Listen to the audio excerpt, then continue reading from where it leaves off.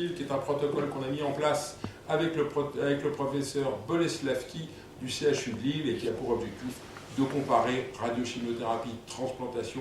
Pourquoi ce protocole Transfil? Parce qu'aujourd'hui, la transplantation hépatique dans le cholangiocarcinome est l'apanage des cholangiocarcinomes périlaires non résécables. C'est évidemment le protocole de la Mayo Clinic qui a permis de mettre en évidence l'intérêt de la radiochimiothérapie puis de la transplantation dans le cholangiocarcinome périlaire non résécable. Cette série la plus importante, 287 patients avec 25% de drop-out, et malgré ces 25% de drop-out, un taux de survie à 5 ans en intention de traiter de 69% de survie, malgré le fait qu'il s'agit de patients non résécables. Évidemment, lorsqu'on a des tumeurs qui font plus de 3 cm, eh bien, le chiffre est beaucoup plus mauvais. Et encore une fois, je vous rappelle, ce chiffre de 69% de survie à 5 ans inclut les drop-out des patients qui n'arrivent pas à la transplantation. Ce chiffre de 69% de survie à 5 ans en intention de traiter est à mettre en face d'un chiffre beaucoup plus mauvais, qui est celui des résultats de la chirurgie pour le cholangiocarcinome périlaire considéré comme résécable, en sachant qu'il s'agit de la meilleure équipe du monde qui rapporte ces chiffres, qui sont autour d'une survie de 40% de survie à 5 ans, non pas en intent to treat, non pas en disease-free survival, mais en overall survival, donc des chiffres franchement moins bons que la radiochimiothérapie transplantation pour des cholangiocarcinomes périlaires considérés comme non résécables, donc a priori plus importants en volume. Pourquoi ces chiffres dans le domaine du cholangiocarcinome périlaire ne sont pas bons lorsqu'on parle de résection? C'est parce que le facteur pronostic le plus important dans le cholangiocarcinome périlaire, ce sont les marges de résection, et ces marges de résection sont finalement assez difficiles à avoir avec certitude lorsqu'on s'adresse à cette tumeur, s'il s'agit de tumeurs infiltrantes et non pas du tumeur purement localisé dans les voies biliaires, comme c'est souvent illustré sur ces images. Mais en fait, ça ne correspond pas à la réalité, puisque c'est plus fréquemment de ça dont il s'agit dans un cholangiocarcinome qui enserre l'ensemble du pellicule hépatique. Et malheureusement, on pense être R0 et on est finalement R1 ou pas loin d'être R1. Aujourd'hui, le traitement du cholangiocarcinome périlaire, c'est quand il est en fonction de l'extension. La transplantation hépatique est réservée à ces formes-là, donc des cholangiocarcinomes périlaires non résécables, pour des raisons d'extension, T4, ou pour des raisons d'envahissement du parenchyme, en particulier dans le cas de cholangite sclérosante primitive. Là, on réalise une radiochimiothérapie plus une transplantation hépatique, et ces résultats sont, comme je vous l'ai dit, extrêmement bons.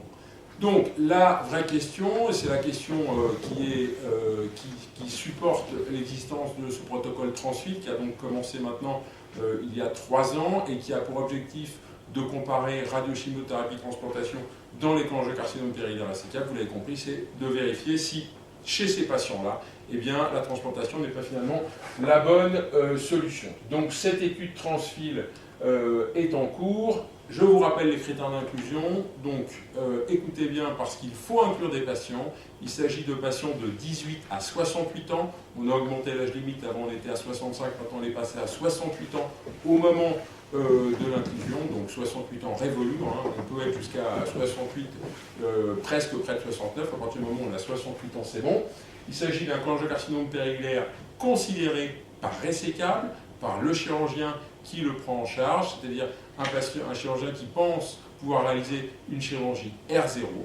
Les 2 éléments clés qu'il faut avoir en tête, ce sont des malades qui doivent avoir un cholangiocarcinome périlaire résécable de moins de 3 cm de plus grand diamètre. Il ne faut pas considérer la longueur du cholangiocarcinome périlaire, parce que sinon on a souvent des tumeurs oblongues qui peuvent être beaucoup plus longs que 3 cm. Non, c'est le diamètre sur une coupe transversale qui ne doit pas être supérieure à 3 cm. Évidemment, ce malade, parce qu'on sait que le drainage percutané est une contre-indication à la transplantation, et que, évidemment, ce malade est potentiellement transplantable, c'est-à-dire qu'il n'a pas d'antécédent de cancer dans les 5 ans auparavant. On exclut aussi les malades qui développent des cholangiocarcinomes périlaires dans le contexte de cholangite sclérosante.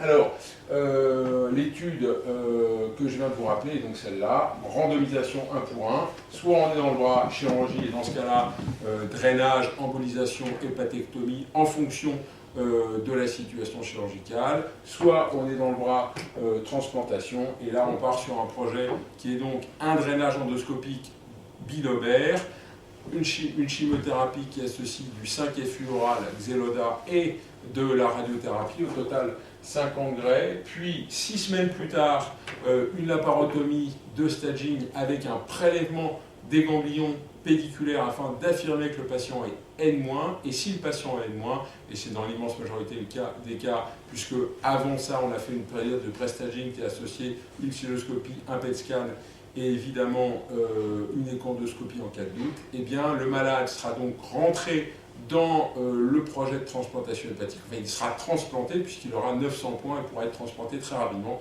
puisque cette étude a été réalisée avec l'aide de l'agence de biomédecine qui apporte donc 900 points de manière à pouvoir transplanter très rapidement les malades. Donc c'est une étude extrêmement audacieuse, qui a été extrêmement difficile à mettre en place. Il n'est pas question qu'on s'arrête. On avance doucement mais sûrement. L'objectif est d'attendre 60 patients en ayant 54 patients randomisés, donc 27 patients dans chaque bras.